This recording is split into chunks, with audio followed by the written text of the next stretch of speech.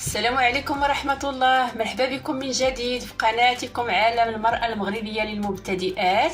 اليوم إن شاء الله غادي نقدم لكم واحد الكيك بالفواكه المجففة، كيجي رائع في المذاق. تابعوا معايا المكونات وطريقة التحضير.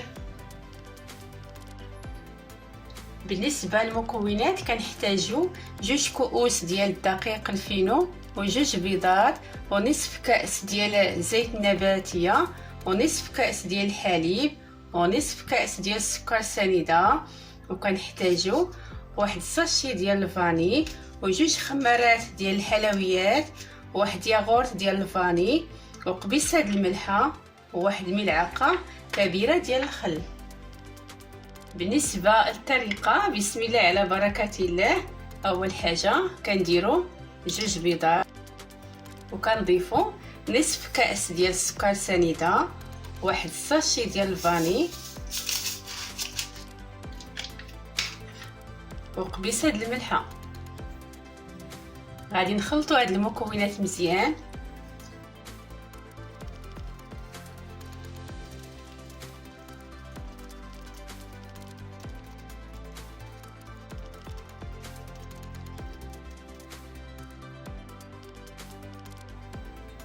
ودابا غادي نضيف نصف كأس ديال الزيت النباتية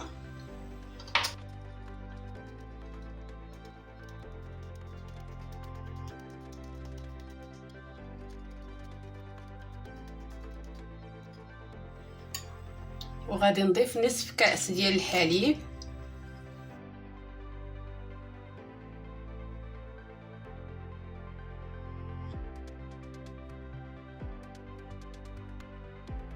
وغادي نضيف واحد الياغورت ديال الفاني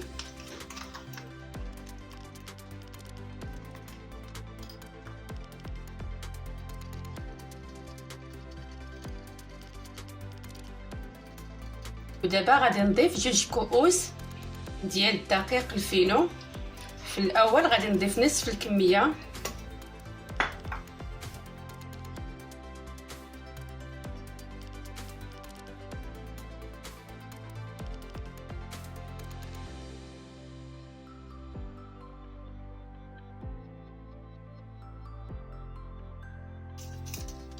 وغادي نضيف 2 خمارات ديال الحلويات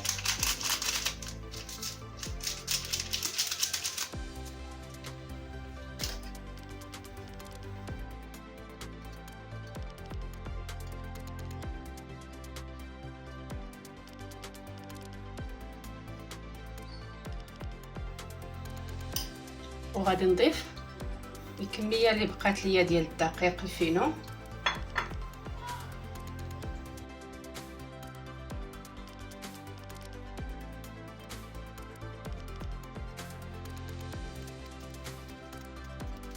واحد ملعقه كبيره ديال الخل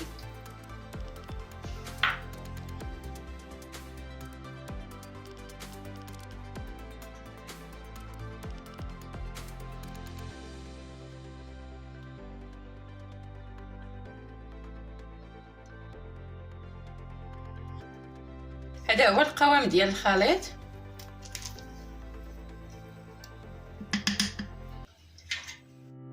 صافي كناخذوا واحد المول، اي مول متوفر عندكم، دهنتو بالزبده ورشيتو بالدقيق الفينو.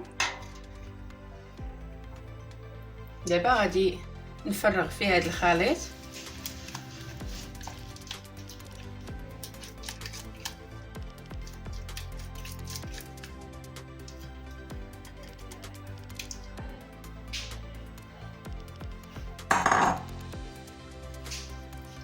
صافي كنحاولوا نقادوه.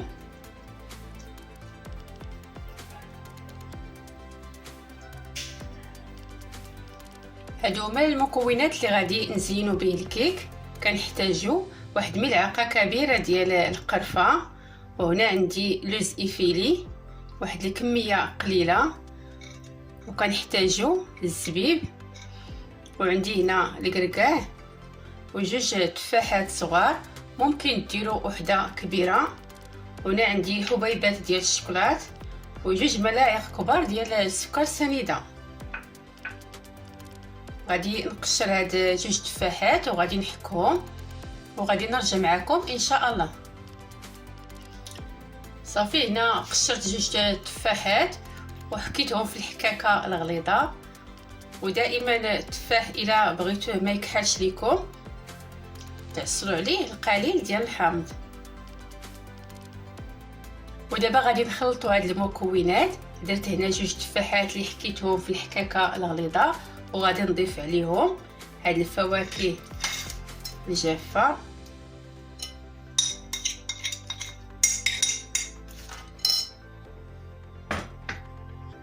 وغادي نضيف واحد ملعقه كبيره ديال القرفه وجوج ملاعق كبار ديال السكر سنيده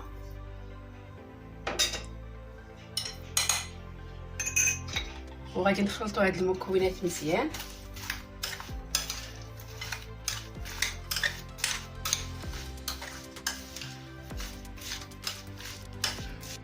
صافي من بعد ما خلطنا المكونات مزيان دابا غادي نديرو على الكيك.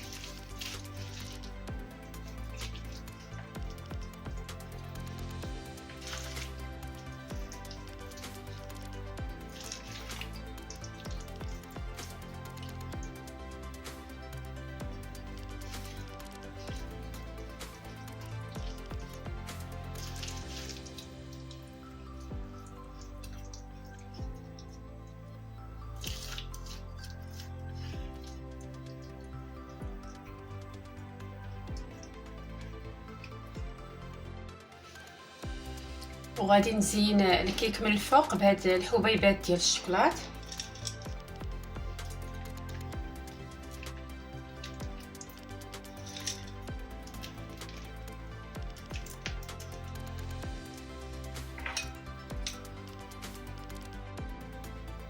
ودابا غادي ندخلو الكيك للفرن حتى يطيب ويتحمر ونتلاقاو ان شاء الله في الشكل النهائي.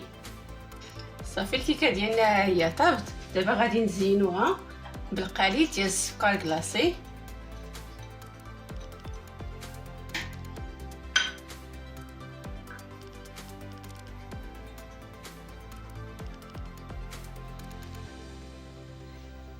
هذا هو الشكل النهائي ديال الكيك. غادي نقطع لكم تشوفوا كيفاش كيجي من الداخل.